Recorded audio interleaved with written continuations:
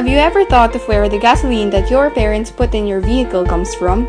Or the gases you use in your gas ovens and grills to serve your favorite dishes? Usually, people get these supplies from a natural resource, or more specifically, a non-renewable energy source. The natural resources of the earth can provide us with everything we need to live a sustainable, environmentally and eco-friendly existence, but it's up to us to educate ourselves about them and utilize them. We use a variety of resources in our everyday lives, but did you know that once some of these resources run out, they cannot be replenished? In this lesson, we will look at what non-renewable resources are and learn more about oil, natural gas, coal, and more. Natural resources are those found in the environment that are essential to us human beings. Renewable resources are those resources that are not in danger of being used up, while non-renewable resources are found in fixed amounts and are being used faster than they can be replenished. Non-renewable resources are those which cannot be replaced once they are used up or harvested. This includes fossil fuels like coal, petroleum, natural gas, and others includes nuclear energy and biomass energy. One type of fossil fuel is coal. Basically, coal is the outer remains of prehistoric vegetation that originally accumulated in swamps and peat bogs. The energy we get from coal today comes from the energy that plants absorb from the sun millions of years ago. Divided into four general categories or ranks. They range from lignite through subbituminous and bituminous to anthracite, reflecting the progressive response of individual deposits of coal to increasing heat and pressure. First being anthracite. Anthracite is the coal with the highest carbon content of between 86 to 98%. Next is bituminous coal. It is used primarily to generate electricity and make coke for the steel industry and has a carbon content ranging from 45 to 86% carbon. Ranking below bituminous is subbituminous coal with 35 to 45% carbon content, which although has lower heat value, contains less sulfur. The activities involved in generating electricity from coal include mining, transport to power plants, and burning of the coal. Initially, coal is extracted from surface or underground mines. The coal is often cleaned or washed at the coal mine to remove impurities before it is transported to the power plant, usually by train, barge, or truck. Finally,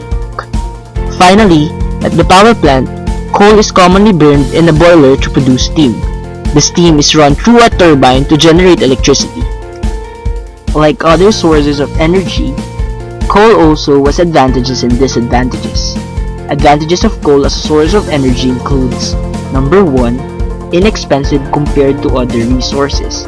Number 2, versatile because it can be burned directly, transformed into liquid, gas, or feedstock.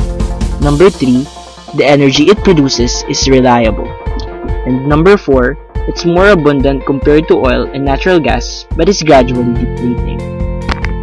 On the other hand, disadvantages includes: number 1, burning coal emits harmful waste such as carbon dioxide, sulfur dioxide, nitrogen oxides, sulfuric acid, arsenic, and ash. Number 2, coal mining can scar the landscape and the equipment used for mining is large and noisy, which may affect the local wildlife. Number 3, transporting coal can be problematic. And number 4, the technology to process it to liquid or gas is not yet fully developed. Petroleum. Petroleum is a liquid fossil fuel. It is also called oil or crude oil. It is formed by hydrocarbons with other substances, primarily sulfur. Petroleum is trapped by underground rock formations. Most of the world's oil is still deep under the ground. Companies drill through the earth to access the oil. Some are found on land and others are under the ocean. But in La Brea tar pits in Los Angeles, California, they have their own way on getting oil because big amounts of oil just bubbles right out of the land. No sweat is in it. Once oil companies begin drilling, they can extract petroleum 24 hours a day, 7 days a week, 365 days a year. Many successful oil sites produce oil for about 30 years or longer. In circumstances that the oil is found under the ocean floor, companies drill offshore. Hence, oil platforms are built, and some of them are considered as biggest man-made structures in the world. After the drilling, the oil collected will undergo a process to be refined. In this process, the unnecessary chemicals, given that the oil contains chemicals besides carbon, are taken out of the oil. Petroleum is widely used in the present world. Most of the time, it is converted to gasoline, which all of us are aware of that it is important mainly for the transportation sector. The other uses of oil has a large scale from liquid to solid products, from beauty products to vitamin capsules. Advantages and disadvantages. Inexpensive, reliable, portable. These are the advantages of oil to the modern world. First, extracting oil is inexpensive, thus companies really benefit from it. Reliability. Companies and even individuals prefer oil because it is a dependable source of energy and money for the community, both local and international. In the terms of gasoline, the most common form of oil, it is portable source of energy, like you can find gasoline anywhere. Other than this, we clearly see that petroleum is widely used as ingredient in many items that we humans depend on, and it makes our lives much easier and convenient. But do we really know the consequences and disadvantages of using petroleum? It is really harmful to the environment in air, water, and land. It releases hazardous gases and fumes into the air that we breathe. It also contributes to the climate change when extracted, processed, and burned, releasing excess greenhouse gases and CO2 that also makes the planet warmer and hotter. There is also the possibility of an oil spill. If there is a problem with the drilling machinery, the oil can explode out of the well and spill into the ocean or surrounding land. Aside from the two fossil fuels discussed earlier, the coal and the petroleum, we also have what we call the natural gas. Natural gas is another fossil fuel that is trapped underground in reservoirs. It is mostly made up of methane. You may have smelled methane before. The decomposing material in landfills also release methane, which smells like rotten eggs. There is so much natural gas underground that it is measured in million, billion, or trillion cubic meters. Natural gas is found in deposits a few hundred meters underground. In order to get natural gas out of the ground, companies drill straight down. However, natural gas does not come from in big open pockets. Natural gas is trapped in rock formations that can stretch for kilometers. Each natural gas, some companies use a process called hydraulic fracturing or fracking. Hydraulic means they use water, and fracturing means to split apart. The process uses high-pressure water to split apart the rocks underground. This releases the natural gas that is trapped in rock formations. If the rock is too hard, they can send acid down the well to dissolve the rock. They can also use tiny grains of glass or sand to prop open the rock and let the gas escape. We use natural gas for heating and cooking. Natural gas can also be burned to generate electricity. We rely on natural gas to give power to lights, televisions, air conditioners, and kitchen appliances in our homes. Natural gas can also be turned into a liquid form called liquid natural gas or LNG. LNG is much cleaner than any other fossil fuels. Liquid natural gas takes up much less space than when it's in the gaseous form.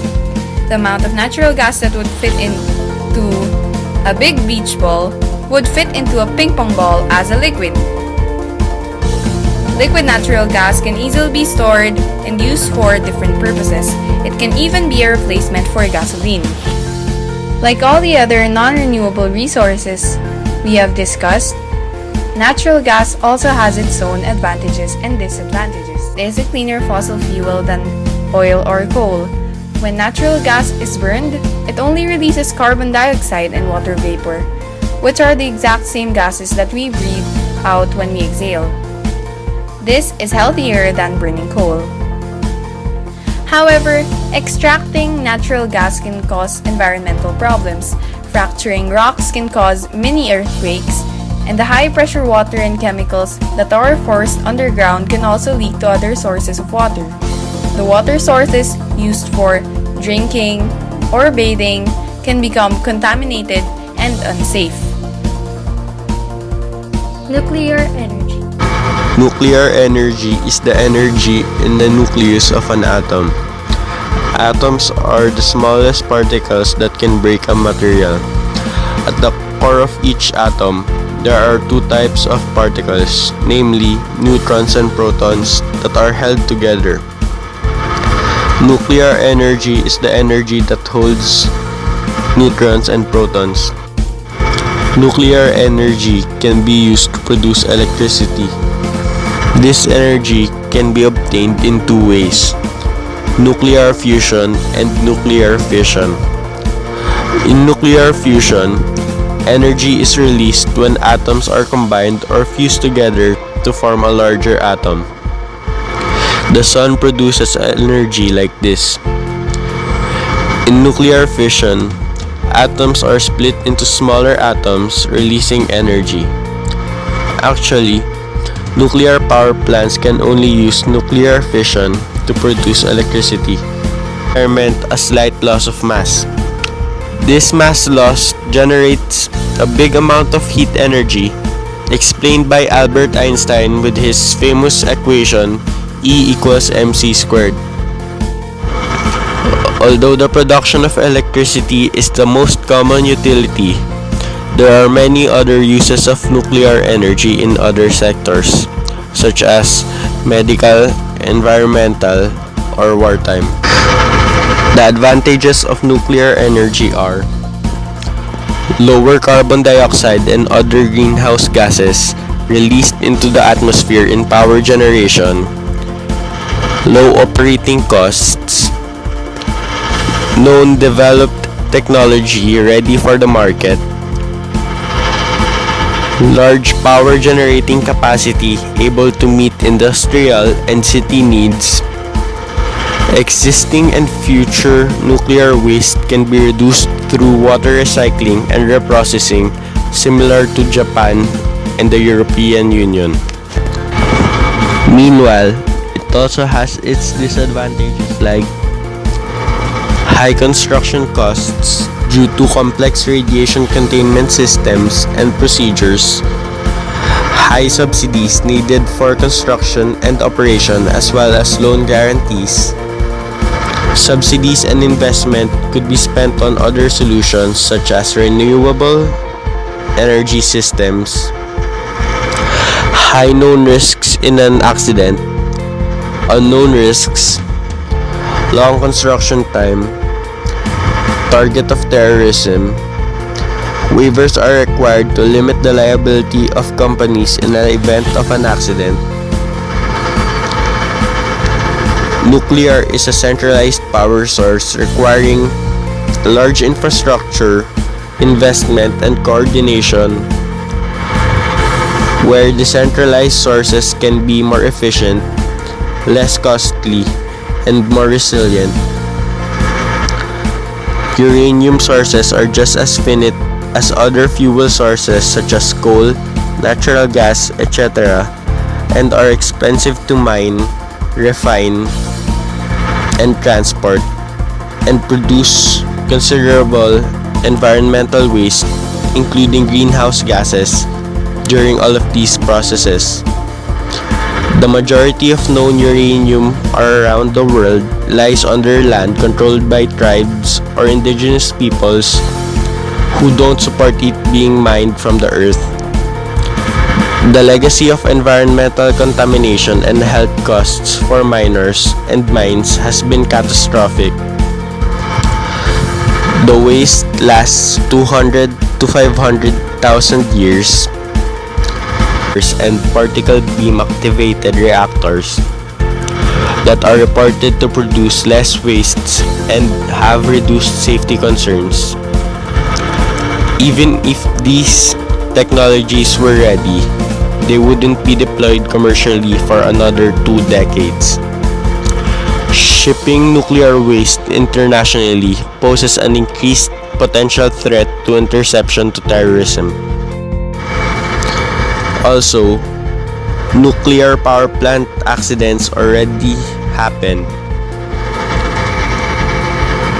These include the 1986 Chernobyl disaster, the 2011 Fukushima Daiichi nuclear disaster, and the 1979 Three Mile Island accident.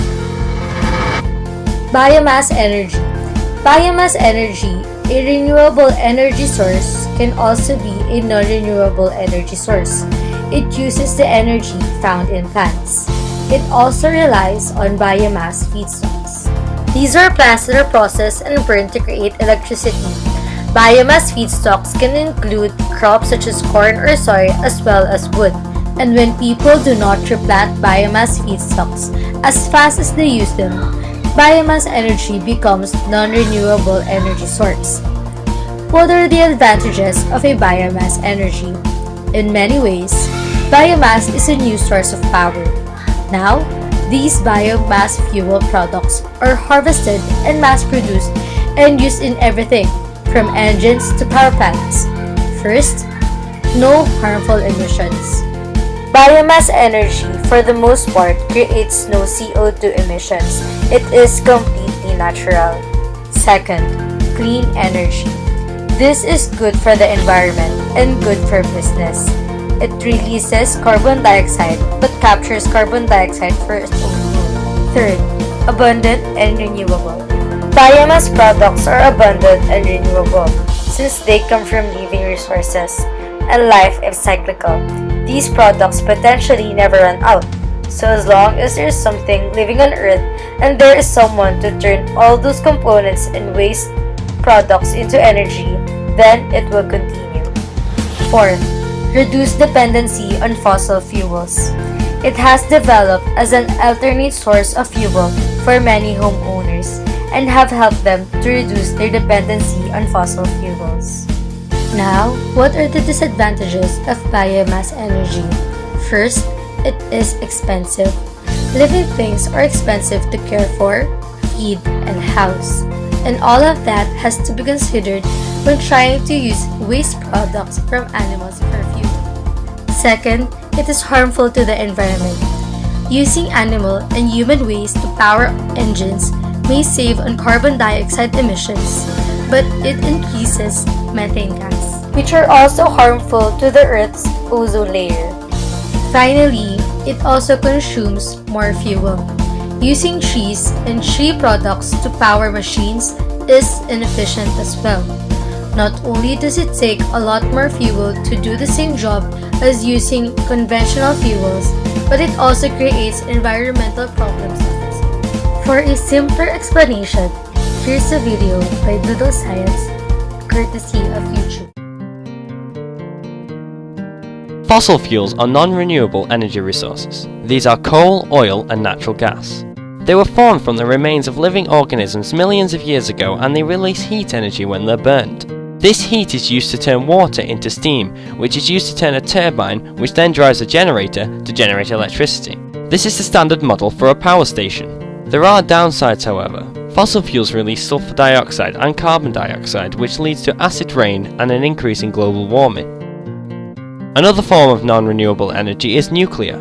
The main nuclear fuels are uranium and plutonium. The nuclei of these large atoms are split in a process called nuclear fission to release a great deal of heat.